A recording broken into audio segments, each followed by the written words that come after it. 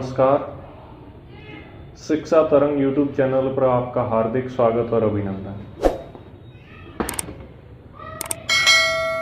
आज हम राजस्थान की अफवाह प्रणाली में दक्षिणी पश्चिमी राजस्थान की नदियां हैं उनको पढ़ेंगे। अब दक्षिण पश्चिमी राजस्थान की नदियां कौन कौन सी है, उनमें प्रमुख है, देखो पश्चिमी बनास है, साबरमती है, वाकल है और सेई है। ये दक्षिणी पश्चिमी राजस्थान की नदियां हैं, पश्चिमी बनास, साबरमती, वाकल और सेई। ठीक है। अब सबसे पहले हम देख लेते हैं पश्चिमी बनास। पश्चिमी बनास है, इसका उद्गम यानी ये निकलती कहाँ से, तो सिरोही जिले के अंदर नया सानवारा गांव है, वहां से निकलती है। ठीक है। इसका बहाव कहाँ कहाँ से बहती है, तो सिरोही से निकलती है, सिरोही से बहकर दक्षिण में गुजरात में प्रवेश कर जाती है और बनासकांठा जिले में प्रवेश करती है। और जो गुजरात का जो डीसा शहर है, डीसा है, वो इसी नदी के किनारे स्थित है। और बनासकांठा जिला जो गुजरात में, उसका नाम भी इसी पश्चिमी बनास नदी के नाम पे पड़ा है, कांठा यानी उसके तट पर। तो इस बनास नदी के तट पर होने के कारण इसका नाम बनासकांठा पड़ा है। ठीक है। ये विलुप्त या मिलन किसी, तो इसका विलुप्त कहाँ होती है, लिटिल रन, कच्छ के रन में जाकर के ये विलुप्त हो जाती है। अब इसकी सहायक नदियों की बात करें तो कौन कौन सी है, देखो सूपली, ये सूपली इसकी प्रमुख सहायक नदी है, जिस पर सूपली सेलवाड़ा बांध भी बना हुआ है। फिर सीपू, सुकेत, सेवरन, बलराम, धारवोल, गोहलन, कुकड़ी, ये बाकी वाली ज़्यादा इम्पोर्टेंट नहीं है। सूपली देख लो।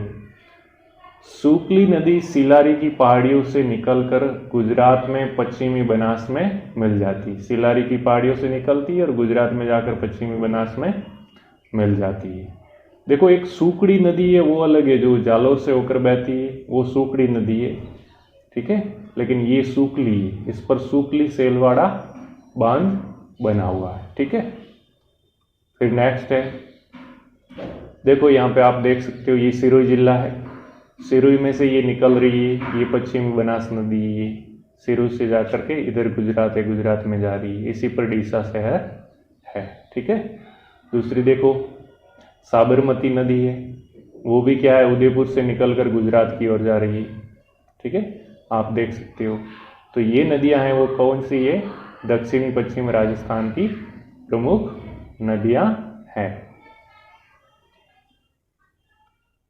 फिर देखो अब साबरमती आ गई। तो साबरमती का उद्गम यानी कहाँ से निकलती है, अरावली की पहाड़ियाँ, कोटड़ी तहसील उदयपुर से निकलती है, उदयपुर से ये निकलती है। ठीक है। इसका बहाव कहाँ है, उदयपुर से बहकर के ये सांबरकाठा, गुजरात में सांबरकाठा जिला है, उसमें प्रवेश कर जाती है। ठीक है। यानी गुजरात में चली जाती है उदयपुर से बहकर।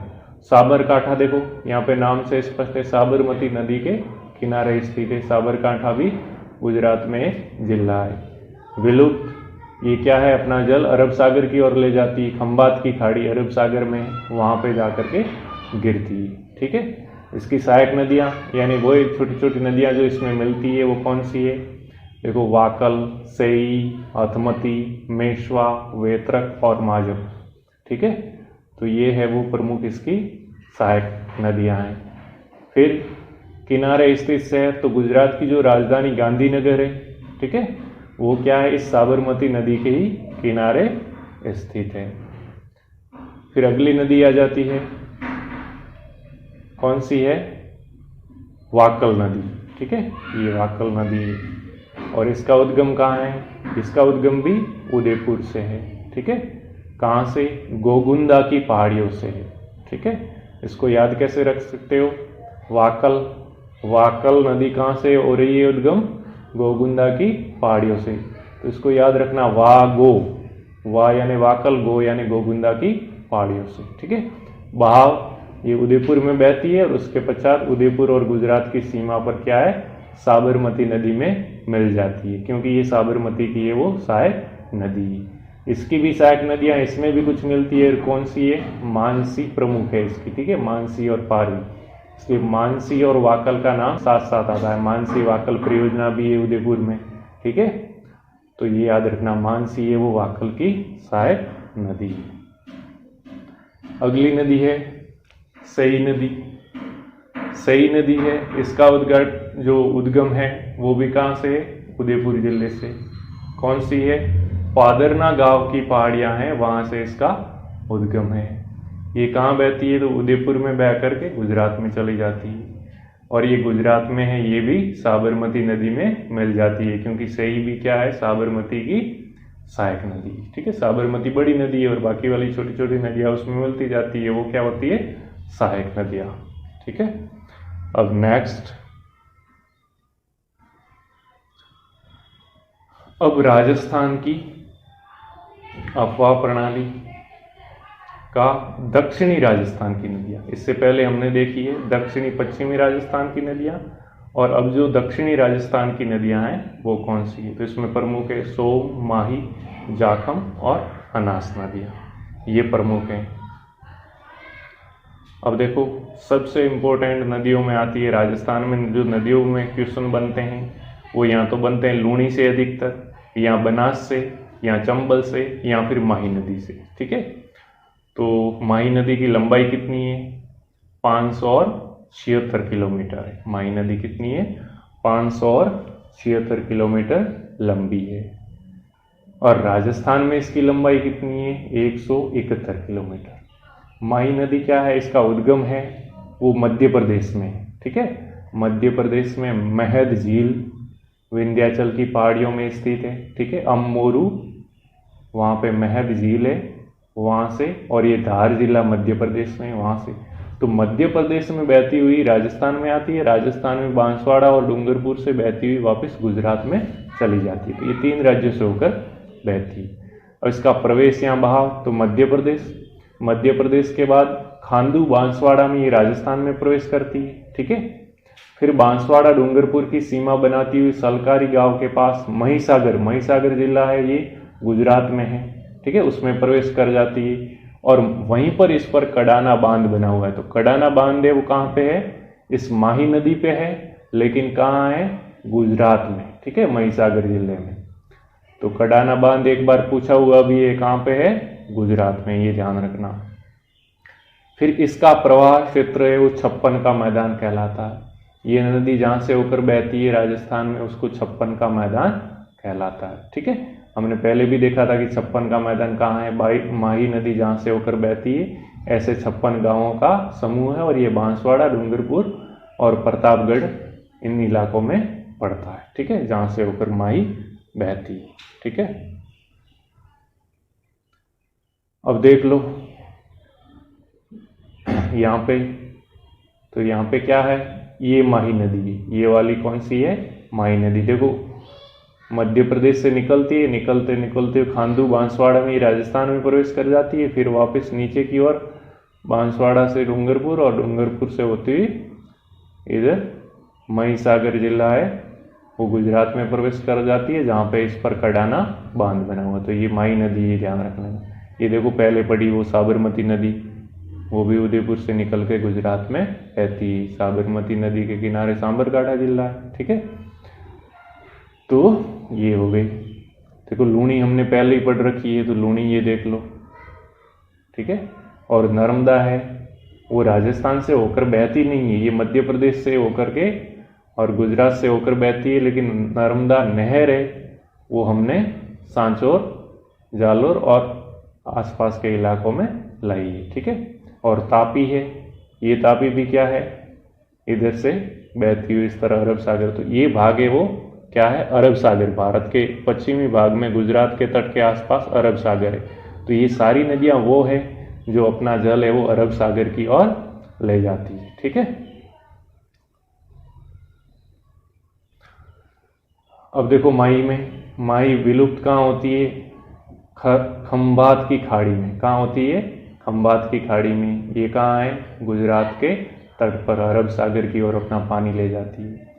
इसे और क्या कहते हैं? वागड़ या कांठल की गंगा कहते हैं। तथा दक्षिणी राजस्थान की स्वर्ण रेखा भी इसे कहते हैं। यह कर्क रेखा को 2 बार पार करती है, वेरी इंपॉर्टेंट, ठीक है। कर्क रेखा है जो बांसवाड़ा से होकर गुजरती है, तो ये 2 बार पार करती है। एक बार तो आते समय, ठीक है, आते समय जो मध्य प्रदेश से प्रवेश करती है उस समय ऊपर की ओर जाते समय, और एक बार वापस गुजरात की ओर जाती है नीचे, तो 2 बार पार कर जाती है कर्क रेखा।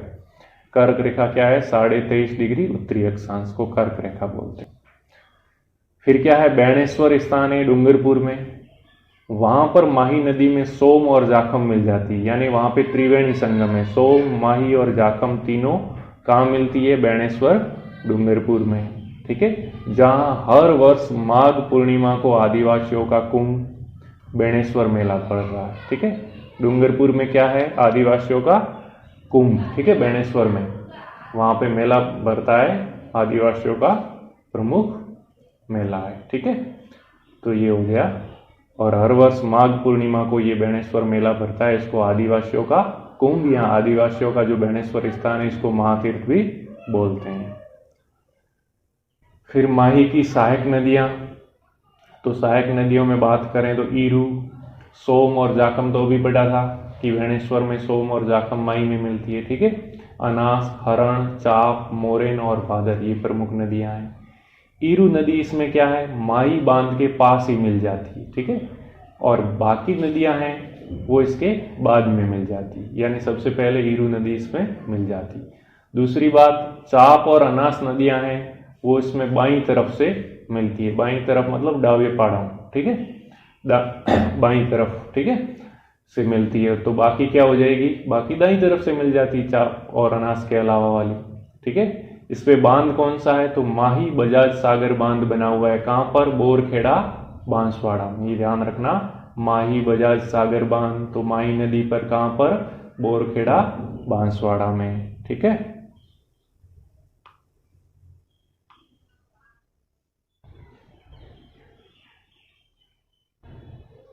अब देखो माही अममेरु, ठीक है, अममोरू है, कहाँ है? मध्य प्रदेश, महद झील विंध्याचल की पहाड़ियों से निकलती है, अममोरू से स्टार्ट होकर के यहाँ आते आते यहाँ पे क्या आ गया हमारा?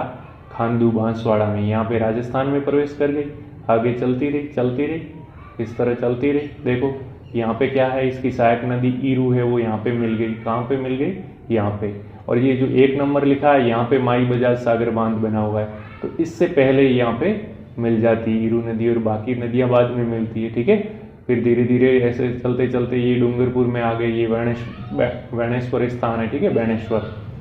और यहाँ पे इसमें कौन सी नदियां मिलती है? देखो जाखम नदी आ गई और सोम नदी आ गई, ये दोनों कहाँ मिल जाती है? यहाँ पे बेणेश्वर नामक स्थान पे। इसलिए इसको क्या बोलते हैं? त्रिवेणी संगम, ठीक है। जहाँ आदिवासियों का मेला लगता है, बेणेश्वर मेला, इसको आदिवासियों का कुंभ कहा जाता है, ठीक है। फिर नेक्स्ट क्या है? देखो ये तो हो गया उसका त्रिवेणी संगम, ठीक है। फिर देखो गलियाकोट डूंगरपुर, यहाँ पे मोरेन नदी इसमें मिल जाती है, ठीक है। तो ये मोरेन नदी है, और सोम और जाखम है, ये सब कहाँ है? दाईं तरफ से मिल रही है, जीमना पड़ाव मिले, ठीक है। और बाकी नदियां हैं उसमें हमने चाप और अनास की बात की थी, तो ये क्या है? नदी देखो इस तरफ से आ रही है, तो इसका मुंह इस तरफ है, तो इस साइड क्या होगा? दाईं तरफ, और इस साइड क्या होगी? बाईं तरफ, ठीक है। तो बाईं तरफ से चाप और अनास मिल रही है, ठीक है, और अनास, और बाकी सब क्या है? दाईं तरफ से मिल रही है। और यहाँ जो 2 नंबर लिखा हुआ है, यहाँ पे बांध बना हुआ है, कौन सा? कडाना, गुजरात में, ठीक है। और नेक्स्ट में आगे जाकर के ये खंबात की खाड़ी गुजरात में मिल जाती है, ठीक है।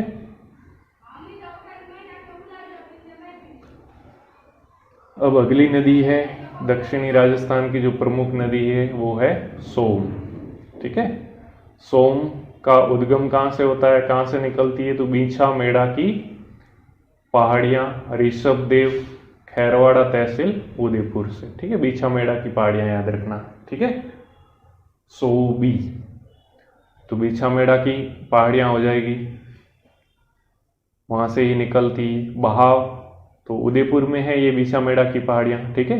तो उदयपुर से स्टार्ट होकर के डूंगरपुर में और उदयपुर डूंगरपुर की सीमा बनाती हुई बेणेश्वर में माई नदी में मिल जाती है। देखो सोम, माई और जाखम तीनों कहाँ मिलती थी? बेणेश्वर में।